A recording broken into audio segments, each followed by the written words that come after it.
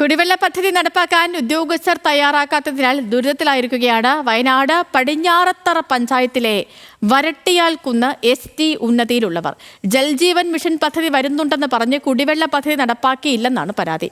ഇതോടെ സമീപത്തെ LP സ്കൂളിന്റെ കിണറ്റിൽ നിന്നും തലച്ചുമടായി വീടുകളിലേക്ക് കുടിവെള്ളം എത്തിക്കേണ്ട ഗതികേടിലാണ് ഈ നാട്ടുകാർ.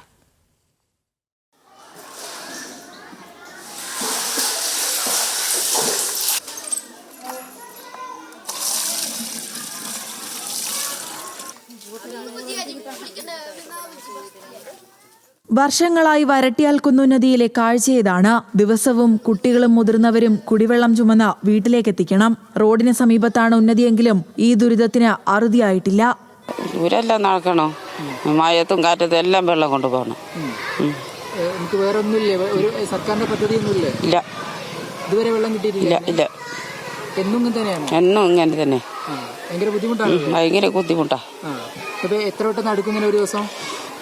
വൈകുന്നേരം വരും, രാവിലെയും വരും, വെള്ളം ഇല്ലാണ്ടാകുമ്പോ. പദ്ധതികൾ നിരവധിയുണ്ടെങ്കിലും നടപ്പാക്കുന്നതിൽ അലംഭാവമാണ് കുടിവെള്ളം എത്താതിരിക്കാൻ കാരണമെന്നാണ് ആക്ഷേപം.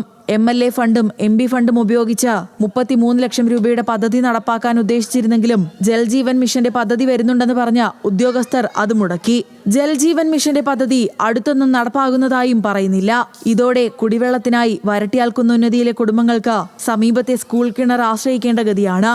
വാട്ടർ അതോറിറ്റി ഇതിലെ ജൽജീവൻ മിഷന്റെ ഒരു ലൈൻ വരുന്നുണ്ടെന്നും അതിനോടനുബന്ധിച്ച് അവർക്ക് കുടിവെള്ള ലഭ്യത ഉണ്ടാവും എന്നും പറഞ്ഞിട്ട് പിന്നീട് ആ പ്രോജക്റ്റ് അവർ മുമ്പോട്ട് കൊണ്ടുപോകാൻ സമ്മതിക്കേണ്ടായില്ല. പല പ്രാവശ്യം ഇതും സംബന്ധിച്ച് എയിനെ കാണുകയും എയിൽ നിന്ന് കിട്ടിയ മറുപടി അപ്പം ഒരു കത്തായിട്ട് തരാൻ പറഞ്ഞിട്ട് പോലും മറുപടി തന്നിട്ടുണ്ടായില്ല. ജൽജീവൻ മിഷൻ വരും, അത് കാരണം കൊണ്ട് ഇപ്പം പദ്ധതി അവിടെ നടക്കൂല എന്ന് തന്നെയാണ് പറഞ്ഞത്. ഇത് നാളെ ഇതുവരെ അത് നടപ്പിലാക്കാൻ വരികയോ അതിനെപ്പറ്റി അന്വേഷിക്കുകയോ ചെയ്തില്ല. 30 വീടുകളാണ് വരട്ടിയാൽക്കുന്ന് ഉന്നതിയിലുള്ളത്. ഒരു വീട്ടിൽ തന്നെ ഒന്നിലധികം കുടുംബങ്ങളുമുണ്ട്. അടിസ്ഥാന സൗകര്യങ്ങൾ എത്താത്ത ഉന്നതിയിൽ കുടിവെള്ള പദ്ധതിയെങ്കിലും അടിയന്തരമായി നടപ്പാക്കണമെന്നാണ് ഇവരുടെ ആവശ്യം. ന്യൂസ് മലയാളം, വയനാട്.